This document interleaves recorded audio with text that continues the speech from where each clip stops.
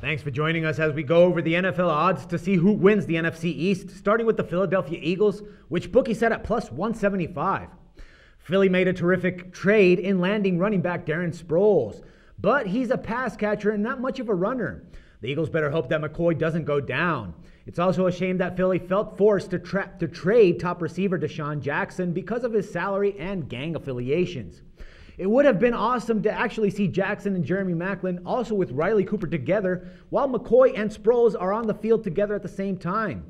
Clearly the key here is that the defense is going to be again going at it on the field a lot more because the offense possessions are going to go so quickly. The other team that we're looking at here is the Washington Redskins at plus 500. And I'm having a tough time projecting the Redskins. Last year I expected them to fall back in a big way, and that happened. However, it doesn't seem like this year's going to be like that. Alfred Morris is a major find at running back. It would seem that Robert Griffin III would be much better this season, 2 years off a major knee surgery, and he's also ditching the knee brace. Washington pounced when the Eagles cut Deshaun Jackson, and he should be a huge boost to that offense.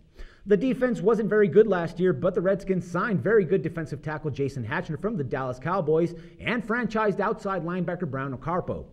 The other team that we're looking at is the New York Giants at plus 300. And the Giants have missed the playoffs 2 straight years and 4 of the past 5. So Tom Coughlin is squarely on the hot seat. He probably would have been a goner after last year's 7-9 mark, but the franchise actually let him slide with that one because of the 2 Super Bowl rings. New York's offensive line was a joke last year, and the Giants tried to address it during the draft and free agency, but really nothing that actually knocked our socks off. Eli Manning looks like he's regressing, although following his last season of at least 25 interceptions, he bounced back the next year with a second best rating of his career. And the last team that we have here is the Dallas Cowboys, who bookies have at plus 265. And teams like the Rams, Lions, and maybe even the Browns, once Johnny Manziel starts, are a little bit more interesting than the Cowboys these days.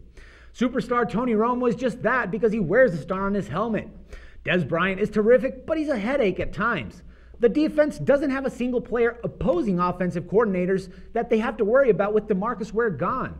So basically what we're saying here is the clear choice is for the Eagles, as the offense is clearly head and shoulders above the other 3 teams. For SBR Forums The Vig, this is Dax Floyd.